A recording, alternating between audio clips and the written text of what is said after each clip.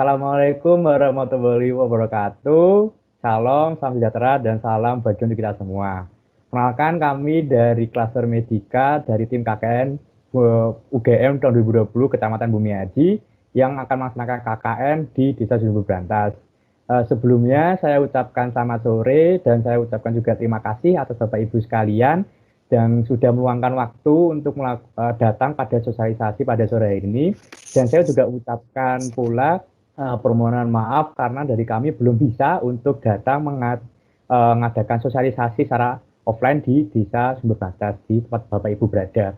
Nah, perkenalkan nama saya Justinus Lukito Kusdewanto, panggilannya Lukito dari Fakultas Farmasi UGM, dan ada dua teman saya ini yang berada di layar. Yang sebelah kiri ada Mbak Aulia Aska dari Fakultas Kedokteran Gigi. Kemudian yang sebelah kanan ada Mbak Farah Fadila dari Fakultas Farmasi UGM. Nah, begitu. Dan untuk sore pada hari ini kita akan melakukan sosialisasi mengenai pengenalan tanaman obat herbal yang berkaitan dengan COVID-19. Kegiatan ini bertujuan untuk apa? Untuk mengenalkan tanaman-tanaman obat yang bisa untuk mencegah ataupun sebagai awal terapi pada Bapak Ibu sekalian dalam mengatasi beberapa penyakit dan berkaitan dengan beberapa isu COVID-19 yang mungkin bisa kita jabarkan juga bersama. Ya, untuk itu langsung saja kita sosialisasinya. Saya mohon izin untuk share screen ya. Sebentar. Oke. Sudah terlihat teman-teman? Sudah. Sudah ya?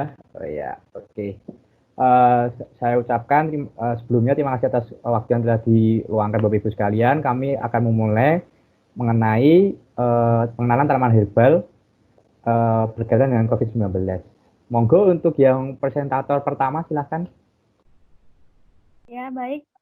Untuk materi yang topik pertama akan dimulai dengan pengenalan tanaman herbal. Jadi perlu diketahui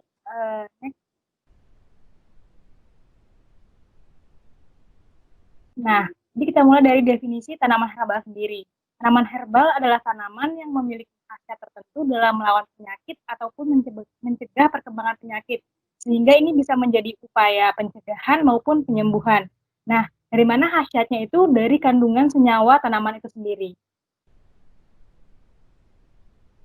Selanjutnya, untuk contoh tanaman obat yang ada di sekitar kita itu ada beberapa. Yang pertama ada jahe, kedua kunyit, ketiga serai, dan keempat seledri. Mari kita bahas satu-satu. Nah, yang pertama ada jahe. Seperti yang kita ketahui, jahe itu merupakan tanaman rempah yang bisa dimanfaatkan untuk penyedap makanan dan bahan obat tradisional. Adapun kandungan gizi yang terdapat pada jahe sendiri itu meliputi karbohidrat, serat, protein, sodium, zat besi, potasium, dan vitamin C. Sehingga penambahan jahe pada beberapa makanan itu sangat memberikan gizi yang baik bagi tubuh. Selain itu tuh ada manfaat jahe juga untuk perokok, yaitu meningkatkan peningkatan oksigen pada darah dan membantu respon imun tubuh pada non-perokok. Jadi sangat penting juga untuk meningkatkan imun kita, apalagi di tengah COVID seperti ini yang butuh meningkatkan imun. Selanjutnya ada kunyit. Nah, kunyit ini merupakan juga tanaman rempah yang kerap digunakan sebagai pengharum makanan dan zat pewarna dengan warna kuningnya yang cerah. Nah, warna kuning ini perlu diketahui berasal dari kurkumin. Kurkumin ini merupakan komponen paling banyak pada kunyit. Nah, ada pun beberapa manfaat dari kunyit sendiri itu ada sebagai antiinflamasi, antioksidan, antibakteri, dan antivirus. Dan selain itu manfaat yang ada pada kunyit ini berasal dari berbagai senyawa juga dan tidak hanya pada kurkumin doang. Selanjutnya, nah, yang selanjutnya ada serai. Tanaman serai ini sering kita kenal juga dengan sebutan sereh, di mana serai ini memiliki bau yang khas yang karena memiliki kandungan minyak asiri pada tanaman tersebut. Nah, selain itu juga kalau kita rebus, dia memiliki warna yang khas yaitu kuning pucat. Beberapa manfaat serai sendiri itu sebagai antioksidan, antibakteri, dan mikroba pada pencernaan. Selain itu bisa mendetoks tubuh kita dari beberapa racun, mengatur profil lipid atau lemak pada tubuh, menangkal nyamuk, dan menurunkan demam dengan membuat keringat. Selanjutnya ada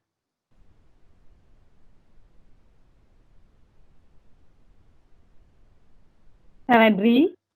Seledri sendiri itu memiliki khasiat yang sangat terkenal untuk menurunkan tekanan darah. karena itu salah satu yang bikin tekanan ada senyawa yang pada seledri yang dapat menurunkan tekanan darah sendiri. Nah, selain itu kandungan yang lain pada seledri itu ada kalium, vitamin C, magnesium, zat besi, juga membantu untuk membersihkan simpanan lemak kita. Selanjutnya,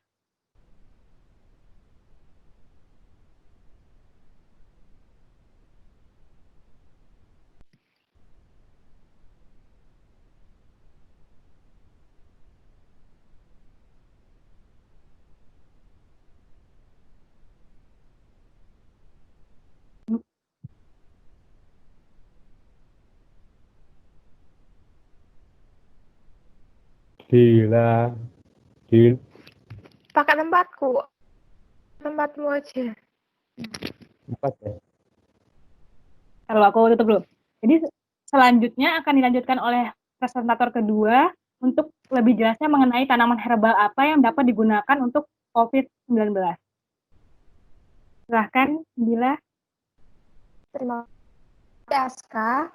Saya akan melanjutkan terkait tanaman herbal yang digunakan untuk mencegah COVID-19.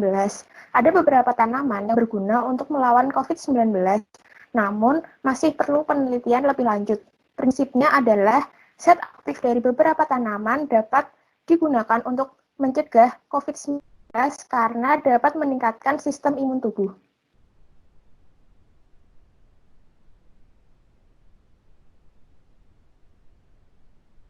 Tanaman herbal sebagai terapi pendukung sendiri, di sini terdapat foto gambar sebelah kiri atas adalah jahe, lalu kanan atas adalah kunyit, kiri bawah ada temulawak, dan kanan bawah ada eukaliptus.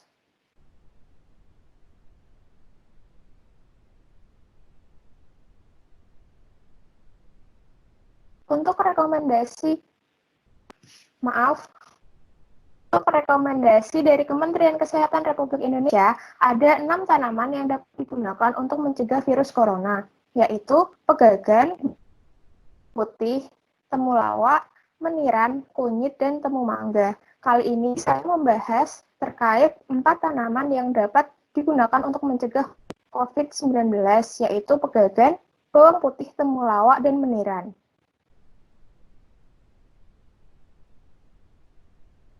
Yang pertama adalah temulawak. Temulawak memiliki zat aktif kurkuminoid, yaitu kurkumin, dan dimetoksikurkumin yang berkhasiat untuk meningkatkan daya tahan tubuh. Dapat digunakan sebagai antibakteri, menetralkan racun, dan mencegah penumpukan lemak di sel-sel hati. Namun, diperhatikan penggunaan temulawak bagi orang dengan penyakit diabetes atau kelebihan berat badan, karena dapat meningkatkan nafsu makan.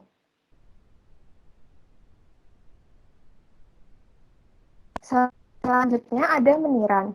Meniran sendiri digunakan secara turun-temurun untuk mengobati berbagai masalah ginjal, sariawan, tekanan darah tinggi, dan untuk mengobati diare. Penelitian terbaru dan uji klinis menunjukkan bahwa meniran dapat digunakan untuk meningkatkan daya tahan tubuh. Selanjutnya ada pegagan. Pegagan sendiri saat ini menjadi salah satu tanaman yang banyak digunakan dalam bidang obat dan kosmetik karena sifatnya dapat memperbarui atau meregenerasi sel.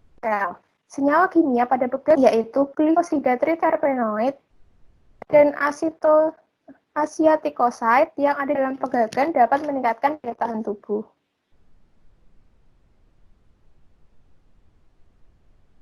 Yang akan saya jelaskan terakhir adalah bawang putih. Bawang putih memiliki banyak manfaat, antara lain meredakan infeksi dan radang, menurunkan risiko kanker, menurunkan tekanan darah dan kolesterol, serta mencegah penyakit jantung. Zat aktif pada bawang sendiri bernama alisin. Bawang putih dapat pula meningkatkan daya tahan tubuh.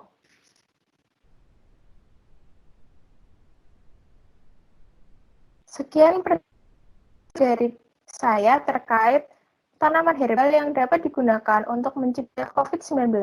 Selanjutnya, terkait cara pengolahan herbal, saya akan serahkan kepada rekan saya.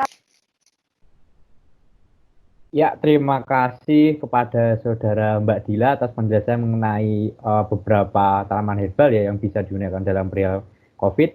Selanjutnya perkenankanlah saya untuk menjelaskan mungkin ada beberapa cara pengolahan herbal yang lebih efektif, terutama dalam mengambil beberapa zat kimia utamanya sehingga mendapatkan khasiat lebih baik. Contoh penggunaannya adalah jahe. Bapak Ibu sekalian mesti sudah itu ya sangatlah familiar ya bahwa ditemukan banyak digunakan di beberapa makanan dan mungkin di beberapa olahan-olahan sebagainya.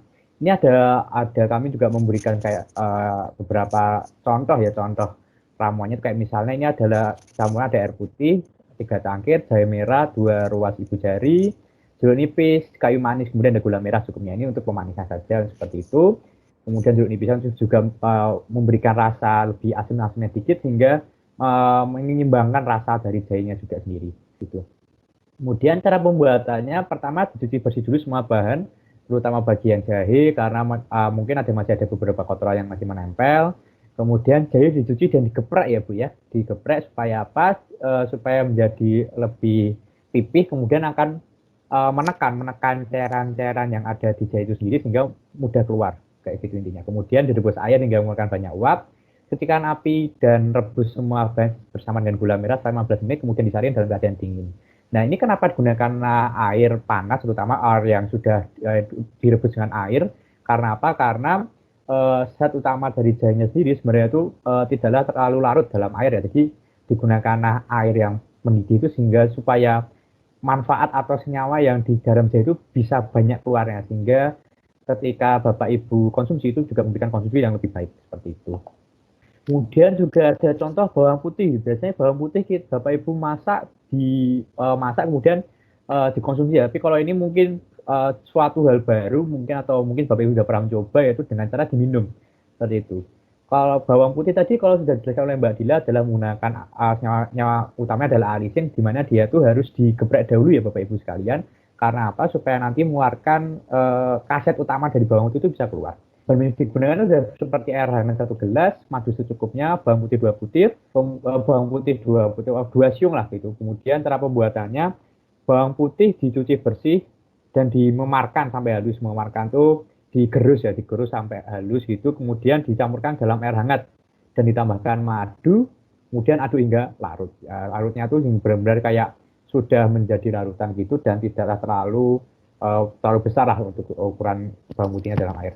Yang kedua adalah contoh penggunaan seledri itu ini simple ini seledri biasanya kita makan tapi ini ada contoh baru mungkin yang Bapak Ibu mungkin lebih fleksibel ya kalau misalnya nggak mau makan langsung secara mentah seledrinya bisa diolah dengan menjadi suatu bentuk jus mungkin Bapak itu.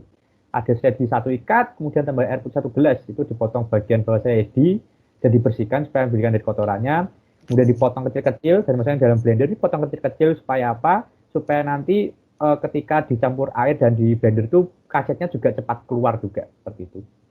Kemudian ditambahkan air putih 1 gelas, kemudian ditambahkan perasan lemon. Ini perasan lemon juga boleh, soda juga boleh. Ini sebagai penambah perasa saja seperti itu. Ini suatu opsional. Kemudian ada lagi serai. Serai mungkin sangat sering banget ya. Serai kalau biasanya konsumsinya juga paling sering di bentuk minuman ya. Ini ada serai batang, kemudian air putih 1 gelas sekitar 100 ml, ada madu, jeruk nipis sama potongan jahe. Ini juga bisa digabungkan dengan jahe juga. Kemudian selanjutnya untuk cara pembuatannya bisa dibersihkan dulu jahe dan serainya supaya hilang dulu dari kotorannya.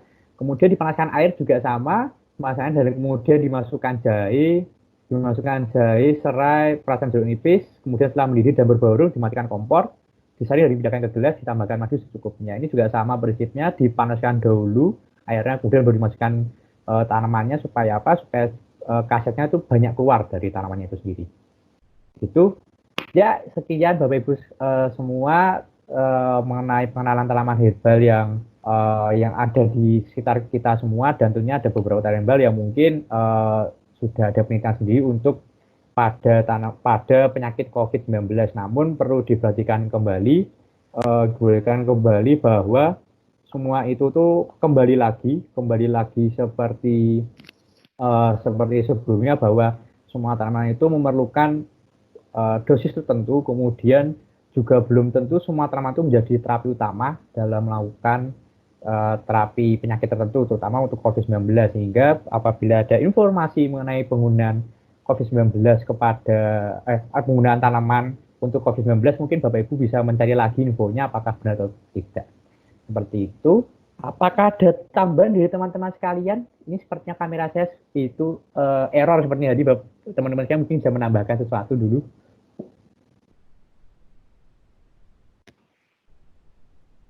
Kalau dari saya mungkin cukup, mungkin nanti bisa langsung, kalau ada pertanyaan bisa langsung disampaikan pada sesi jawab. Kalau dari Dila mungkin ada tambahan? Sama sih seperti itu. Intinya tanaman herbal sendiri digunakan untuk mencegah COVID-19 dengan prinsipnya itu meningkatkan sistem imun. Jadi belum sebagai terapi utama seperti itu. Jadi untuk social distancing, lalu menjaga tubuh agar tetap sehat itu yang paling utama seperti itu. Dan tambahan lagi, untuk tanaman herbal sendiri tidak boleh dikonsumsi secara berturut-turut lebih dari 8 minggu. Karena tanaman herbal sendiri, walaupun manfaatnya, tetapi di situ ada banyak zat-zat lain yang mungkin bisa bertolak belakang seperti itu, atau malah ada efek samping yang tidak diinginkan. Maka dari itu, lebih baik mengonsumsi makanan yang bergizi, seperti itu. Oke, ya terima kasih Mbak Dila dan Mbak Aska atas tambahan informasinya, dan sepertinya kamera saya sudah kembali, jadi saya bisa berbicara kembali sebenarnya. Ya, terima kasih atas perhatian Bapak Ibu semua. Mungkin sekian dulu mengenai informasi yang bisa kami sampaikan kepada Bapak Ibu semua. Apabila mungkin ada pertanyaan lanjutan perihal taman herbal, Bapak Ibu bisa tanyakan pada teman-teman kami yang ada saat sosialisasi langsung, atau enggak Bapak Ibu bisa menanyakan pada kami melalui chat WA yang mungkin beberapa teman kami sudah masuk juga di beberapa grup, juga di grup PKK ataupun di grup kader kesehatan. Seperti itu, saya ucapkan terima kasih sekali lagi. Apabila ada kesalahan kata dalam penyampaian informasi, kami ucapkan mohon maaf, dan semoga Bapak Ibu sehat selalu dan sampai jumpa.